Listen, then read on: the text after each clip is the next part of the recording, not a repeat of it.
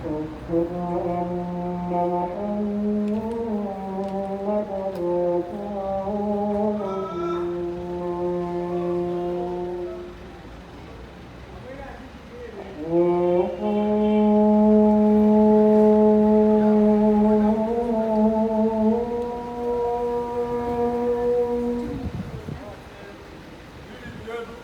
you think of Fordsburg, there is a feeling of, I can't explain to you.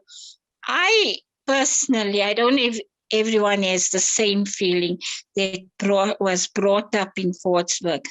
I have this sort of emotional feeling within me, and I think of those days with sadness sometimes. And I said, why did life change so much, you know? But again, I think that, you know, the character of a neighborhood will obviously change over time. It's not going to stay static or stagnant. And there's a joke that I often make with some of my friends where I say, Alhamdulillah, I'm grateful for all the rats and pigeons that are in Fordsburg because they've stopped that community from being gentrified. That's awesome. It's really excellent. Because like to this day, it's like you can go back and it's still like it feels like you know, it still feels like a safe space in some ways. Yeah, I think it's quite interesting. I mean, looking at it from the perspective of like change and continuity, it's quite surreal sometimes to walk down Mint Road. I mean, like just again, like the sights, the smells, the lights, like the flavors, like everything, and like it's a very vivid experience. And like, you know, walking past the shops, and I mean, the structure of the street is so familiar, but at the same time, it's like the restaurants like come and go, and like it's not necessarily the same restaurants that are there. What made us so happy? Simple things. I would get a ticket, and my cousins and I would be so gleefully happy, running to the shop to buy Mari biscuit, bubble gum, China fruit. I don't know how many things we bought with the ticket. Come home, sit under the blankets, reading Archie comics and sharing all this. One of my fondest memories was going for sleepovers to my grandmother's house. So my grandmother had an apartment across the road from Spur. She would come over and then pick me up and then take me over to her flat. And I was like really excited because I knew it meant, you know, we were going to Spur that evening. So I mean that's one of my fondest memories. I mean, I can still remember the backpack that I would pack like whenever my grandmother came over, because I knew I'm like, okay, sharp, I'm going.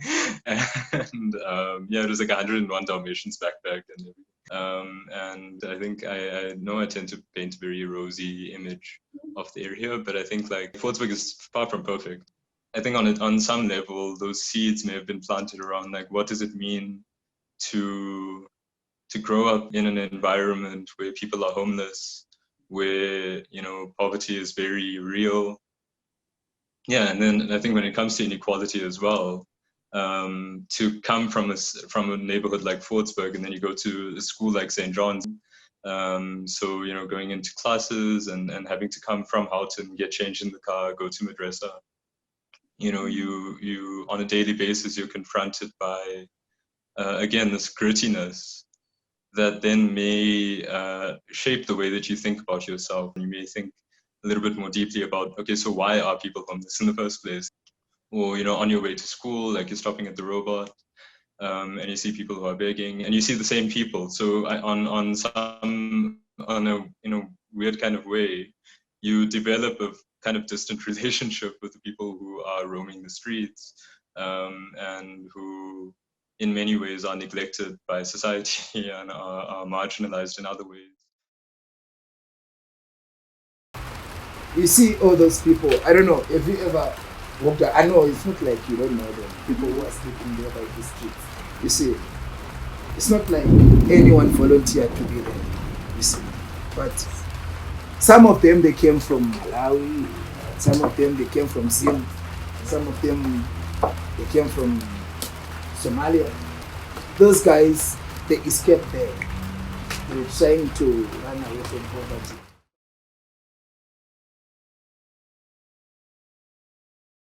We were born here actually, and then we went to Somalia, then we went to Kenya, then we came back here.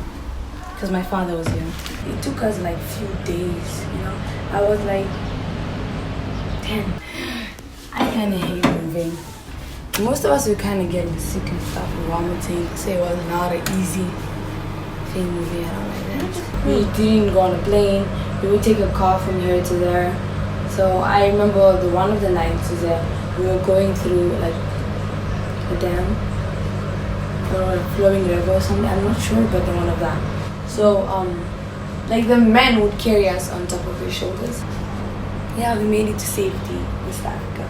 Even from Somalia we migrated, but that one I don't remember properly. I remember the one from coming from Kenya to West Africa. But we moved from Somalia firstly because there was war there. Because we didn't have a president for 17 years. We had one, but he was corrupt. He didn't care for anything. Go back because they are my people and they do need help because it's a poverty country. Things are very difficult mostly when we don't have South African documents, especially in job engage. They will hold you like a criminal, but they want to get you. Even if it's a simple job of cleaning, they'll be looking for documents, like serious. When you go like to the, for example, to Plaza to clean around Plaza, they want document. No, I didn't become citizen. It was not easy because I was born that side. So we tried in, what you call this place? Orlando, Home Affairs. Like this weekend you get this person, next weekend you get that one. They don't want that one. Like they don't give you same story. You end up getting tired and giving up. Like sometimes I just feel like I don't even belong here. I just feel like I don't know where I belong. It's just the feeling that I get sometimes. Yeah. I don't know, maybe when things don't go my way, I'm just like, I don't know anymore where I belong, whatsoever. Because I remember even when I went to the suit, I wanted like to make papers for my son. Yo, that Zulu lady was so rude at the border gate. I was like, yeah, you'll never see your son again. What do they call it? She stamped my passport that for 5 years you'll never see your son. Oh, the lady. Maybe she's not the mother, I don't know. So I have a few years to fix my passport.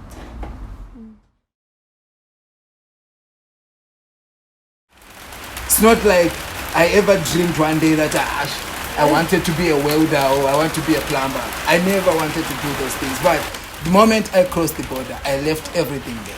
Unfortunately, all these things I did for all these years, they came to an end when I crossed the border coming here in South Africa. Yeah. You see. I cannot just come here and say, hey guys, I'm a DJ, I was playing there in Zim, the guys, they know me. Yeah. Who is going to listen to me? To be honest with you, now if I compare what I'm getting now and what I was getting there, why I earn a lot, because you see, of course I was earning a little better, you see, and the profile was much better, you see. It's funny how you see almost 90% of people you see, black people you see walking around, they have driver's license, you see. But they took those licenses not so that they will buy cars, but maybe they'll get a job for driving. You see. That person, you can see someone with a license. That person doesn't even dream of buying a car. The only reason why he got a license, he wants someone to hire him. You see. So, is that a life? It is a life because we are living it. Yeah.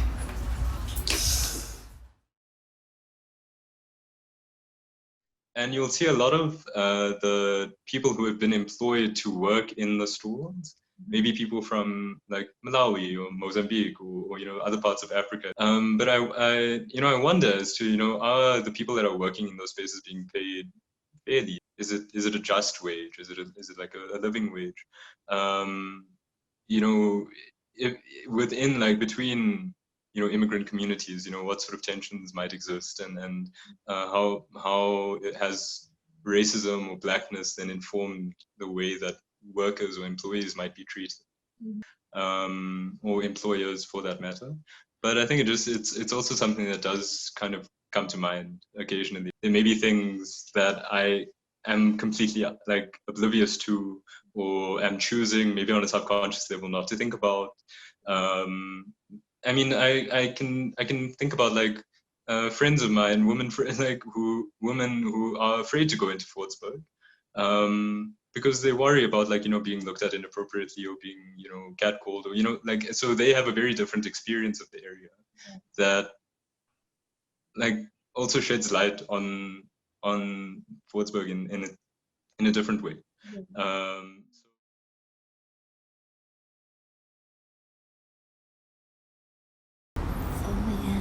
I think women should understand each other, especially if women want the protection. Women die every day because they can't stand up for themselves. They've been abused. But when they go there for help, they still can't get help. There are few women who understand, and some they just don't care. Because such thing has never happened to them. They've never experienced it. If they have experienced it, they wouldn't be acting like that. Like now, last week, my friend, she went to do a protection order.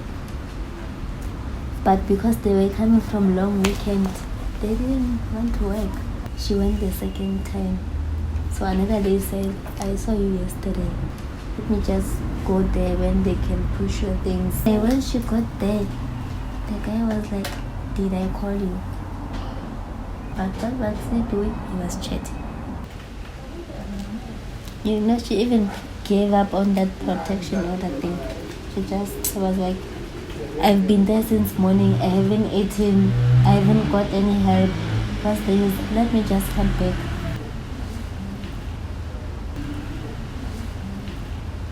They even like, are you sure? Show us the proof. Then she showed like small bruises. He was holding her like, you know, very tight. They want you to get blue eyes and everything before you. No, that's not good. There was an uncle at the table who was expressing some like hell of a xenophobic tendencies. Like this Indian uncle who I'm sure like his grandfather was an immigrant, like that. Like it wasn't like a very particularly far stretch. And so I mean, like I'm listening to him speaking, and I mean the things that he's saying things about like the I mean the Indians and Pakistanis that live in Fordsburg and Mayfair. And I recall being so perplexed by that as well, like you said, because it's and we confronted him about it. We said, you know what, like it's a very xenophobic thing to say. You know, weren't your grandparents like immigrants, and like how do you feel if somebody was saying these things about your family?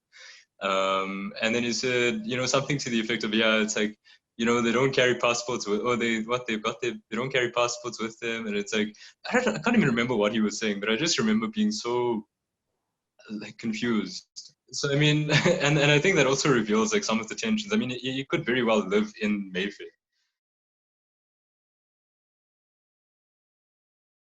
My granny fought against the Group Areas Act. My granny resided in a house near a white school in Overton, and they wanted to evict her and her children. My granny had about 9 kids. Evict her because they were near a white school, and that the school children would see Indians living near. So my granny went to court. And she won the court case. They never evicted her. Couldn't take the apartheid here. So if my boss was racialist, I would just leave. I was that type of a person. So my first job was in Pretoria. It was for a Portuguese couple. We delivered coffee to restaurants and the prisons in Pretoria. So the manageress of the prison, she comes onto the phone. She doesn't greet. And she tells me, listen, you've mixed the order. So I said, I'm very sorry. I don't know where the mix-up came. I could have invoiced wrong. And we'll send the correct order. She told me, are you a coolie? So I was taken aback. I said, excuse me. She said, are you a dumb coolie? So I said, no, I'm not. I'm not. I said, I'm Indian.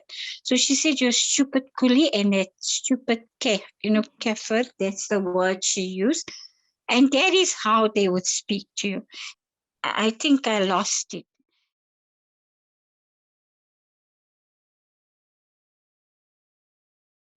I don't know if my dad has some sort of reluctance to go into too much depth about like his relationship with Vitas. I think there may still be some trauma that he is not necessarily open to exploring. I think, that's a fault of the older generation as well. We're very skeptical to other races. I think I am like that. And I get reprimanded sometimes from my kids as well as his mom. Certain people are so hardworking and they come to do an honest living. Where I say I am biased to this type of change, I would rather go into an Indian shop than frequent their shops. So, because if you think about it, it could be because we only been brought up amongst Indians, all our life. If you were brought up with a black neighbor and a Jewish neighbor and a colored neighbor, you will take to them. You'll say, I was brought up, they are okay. Especially the old era. You don't take easily to other nationalities. I had Afrikaner friends, but I didn't like their lifestyles at all. So when they invited me for parties and things, I never went. We like to stick to our own, and we are racialist in our own way. And why would we say, many Indians say, I'd rather have my child marry an Indian than a black. It's been said amongst us. Like the role of coloniality in shaping our relationship with blackness, the ways in which that hierarchy was then constructed. All of these immigrant communities came from countries that were colonized in a very kind of paradoxical way, can potentially like bring us together.